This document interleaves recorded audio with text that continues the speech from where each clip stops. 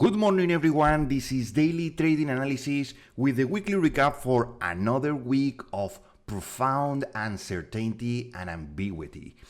Basically, the overall sentiment is as said as one of profound uncertainty because there's positive developments in trade, but with one major partner being offset by rising tensions with others, all while the domestic economic picture presents a starkly divided reality. This isn't a straightforward bull or bear market. It's a landscape of ambiguity where every piece of data must be carefully weighted. And that's why we are here. We have a set of economic data deeply analyzed and also earnings from two major basically Magnificent Seven, Google Magnificent Seven, Tesla, and also small pieces from Intel, IBM, and AT&T, which might give you certain concerns, I would say. First, we are going to start with some trade policies because undeniably the market is moving because of US trade policy, which has been in a whirlwind basically of activity. The headline news of yesterday was the conclusion of a massive deal with Japan. There's a significant de-risking event for the market. We have a deal with a big country. Under this agreement, Japan will pay 15% reciprocal tariff on its goods. Excuse me. A figure that provides clarity where there was once speculation. The deal also secures a commitment for 150 billion in Japanese investment into the US and opens Japanese markets to US products, including autos. So this is certainly a good deal for Japan, a good deal for US. I'm not so confident because, as always, all these tariffs are paid by US consumers, US importers. However, in another side of the coin, the optimism generated by this deal is being severely tempered by the precocious situation with the European Union. I'm from the Europe. And while there are whispers that the framework trade deal could be reached as soon as tomorrow, Sunday, this weekend, potentially centered around a similar 15% baseline tariff, I don't know if Europe is going to accept that. But Trump himself has pegged the odds of a successful deal at a mere 50-50 chance. This coin flip probability does little to soothe investors' nerves. This is adding tension that the EU is not sitting idly. Europe is not sitting idle. Officials have confirmed that they are preparing a substantial list of potential countermeasures. This keeps the threat of a full-blown trade war with one of the world's largest economic blocs very much on the table for the US. Well, there's another situation with US northern neighbor, Canada. This is even more concerning. The language from the administration has been pointedly negative, with threats to impose a unilateral tariff rate on Canadian goods. This is another rock on the road. Finally, on the China front, the signals remain mixed. President Trump has stated that the US is nearing a trade with China, quote unquote, and that the confidence of this deal are in place. Well, I would say this is cautiously optimistic. However, this is counterbalanced by ongoing geopolitical and regulatory friction. A House panel has launched inquiries into Meta and Amazon over their and has even subpoenaed the CEOs of JP Morgan and Bank of America for their connections to the Chinese battery giant CATL. I mean, this complex global trade environment is the backdrop for a US domestic economy that is telling you two different stories. On one hand, we have the services sector and the labor market, which are showing remarkable resilience. The services PMI, which came in way higher than expected. We were expecting 53 and we got 55. Accelerated growth, economic resilience, and a strong consumer demand, even though there's tariffs everywhere. This is what is ruling the market. Also, this is counterbalanced by the fact that, look at this, manufacturing.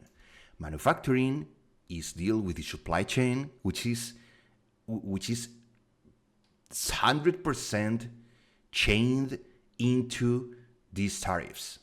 Look at this, 49. We were expected basically balance at 52, above 50, which is growth, but the index is falling below 50, contraction everywhere, which shows a strong negative signal for the manufacturing sector's health. This is also corroborated by the latest durable goods orders, which basically plummeted minus 9.3% in July. This is a sharp decline in orders for long-lasting goods, points to a significant pullback in business investment, and is a classic recessionary signal.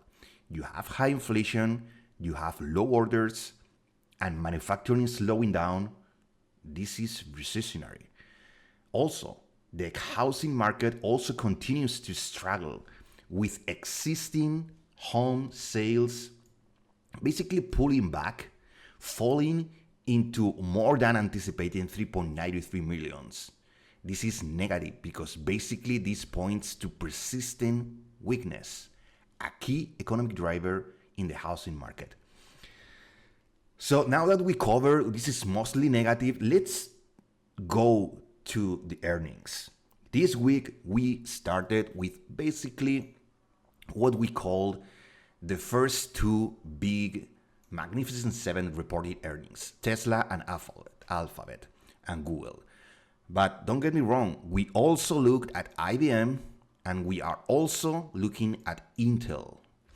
Why? Because these are also technology businesses and we have to have the overall view for all these earnings. Next week is going to be massive for earnings with Apple, Microsoft.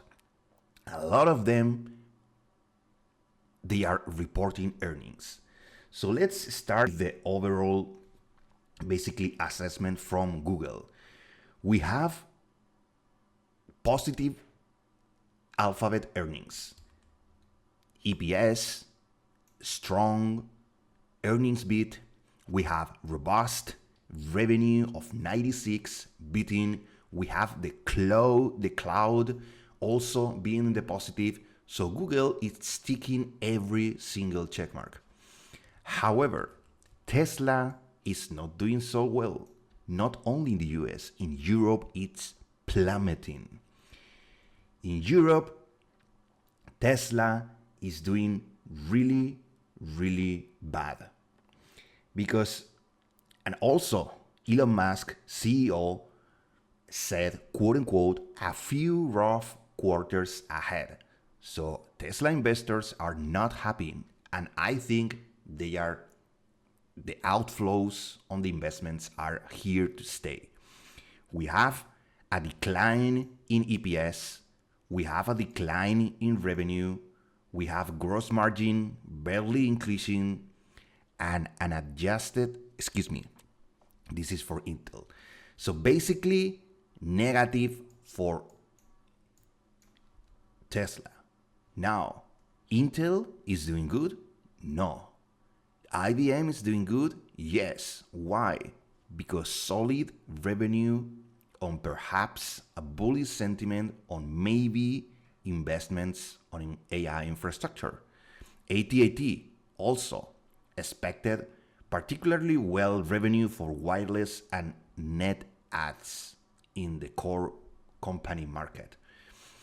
So if we dismiss Tesla, everything is looking good. And everything points towards one thing: AI.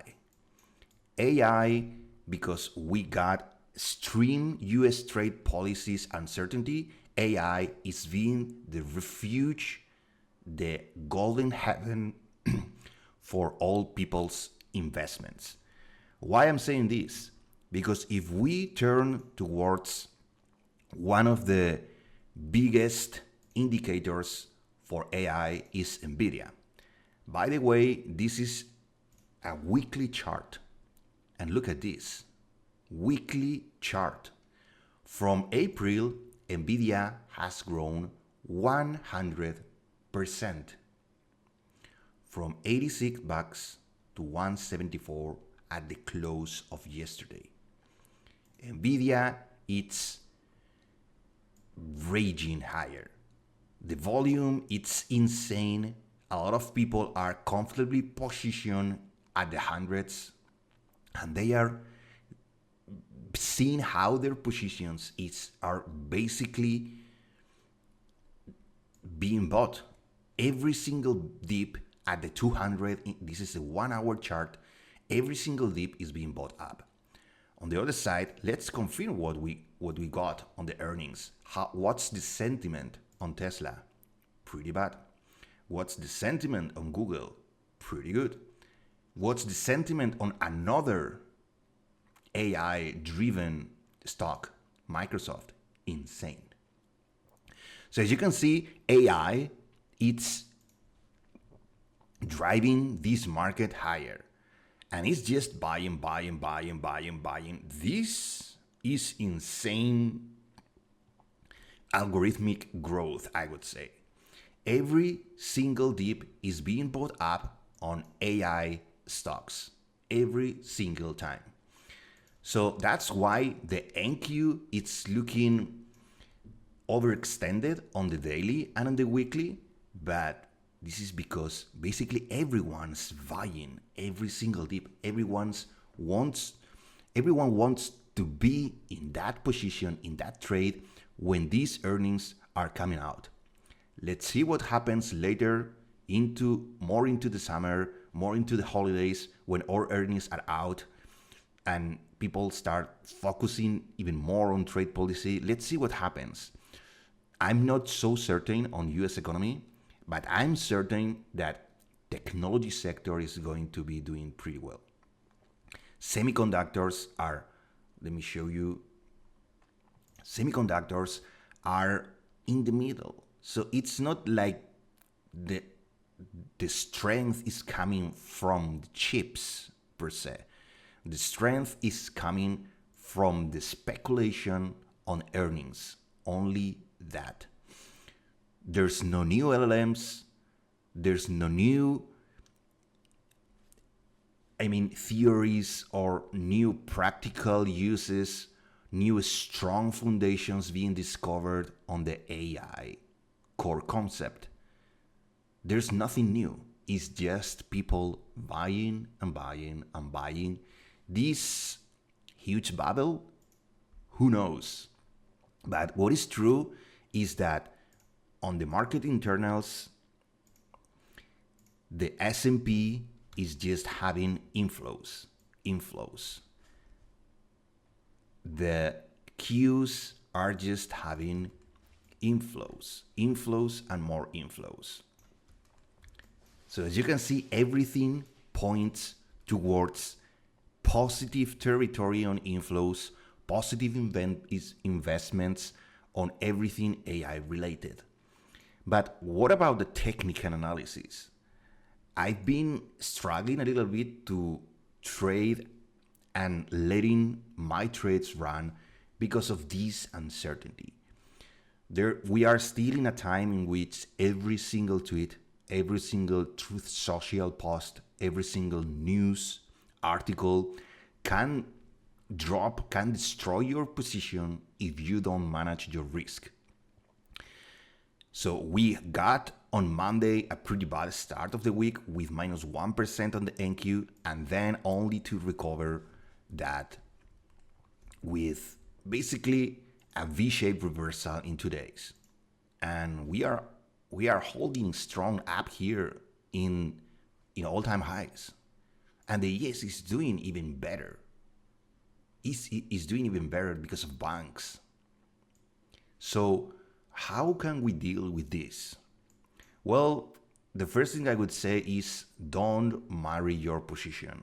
I prefer not to let my winners ride too long than going into the red and be in a very bad position because dramatically changed the sentiment during the day due to some tweet. So your high time frames are your key for success in this area. You cannot trade on the 1 minute because, for example, yesterday's open was pretty bad. And then even though we were going to the upside, it's just choppiness everywhere. But if we zoom out, if we see where the market is heading, the market it's not going anywhere. It's just hesitating. It's hesitating with pretty much standard volume. There's not big volume up here. We got the RSP also at all-time highs.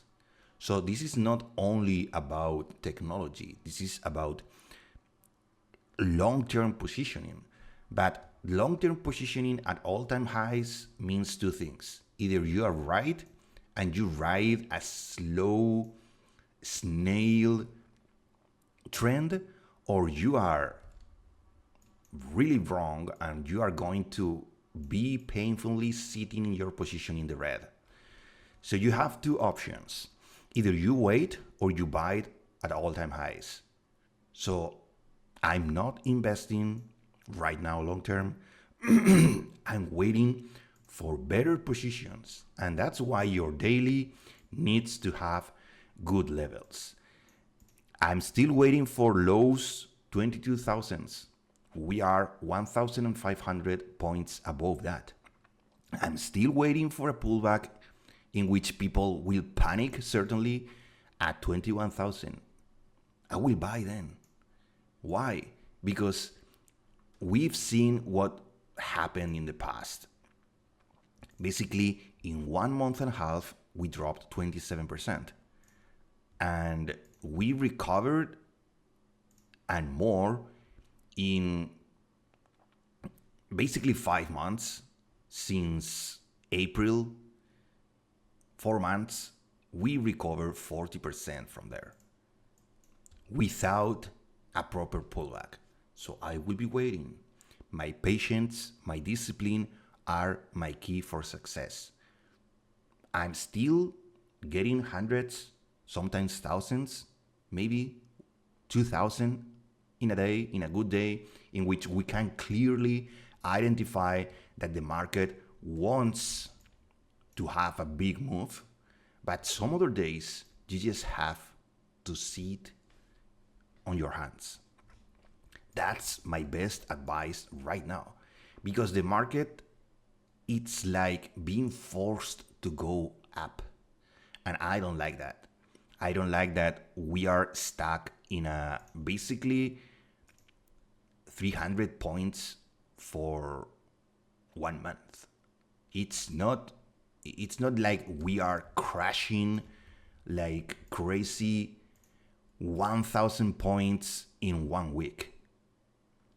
We are hesitating. People, I think it's buyers are exhausted. No one wants to buy up here because there's no clear trade to anchor your position. So I would say that we need rest. And that's my assessment. We need some kind of rest. Maybe next week earnings are disappointing and that's the catalyst for a rest. Maybe the earnings are really good and we continue burning up, squeezing shorts into the heavens. But right now it's pretty difficult to trade with all this choppiness because every single dip is being bought up until one dip destroys your account. So that's my best advice. Be really careful up here because things are not looking good on the geopolitical, on the trade policy, on the US economy. I mean, the only speculation is because we are in 100% focus on earnings, and earnings might surprise. So that's all from my side. As always, thank you for your time. If you found this video useful, please give it a like, subscribe to the channel. I upload videos like this weekly recap every Saturday in which we cover everything. Everything I have, I put it in these videos. So if you are new, welcome. If you are a current user, subscriber, thank you for that. Thank you for your support. Remember, the weekend just has started, so enjoy your time off. Don't focus every single day on the charts. Rest a bit, but be mindful. You have to do your job. You have to study. You have to be on top of every single news during this market. This industry requires you to be 100% focused on everything. And that pays you off. So don't get me wrong. This is worth the effort.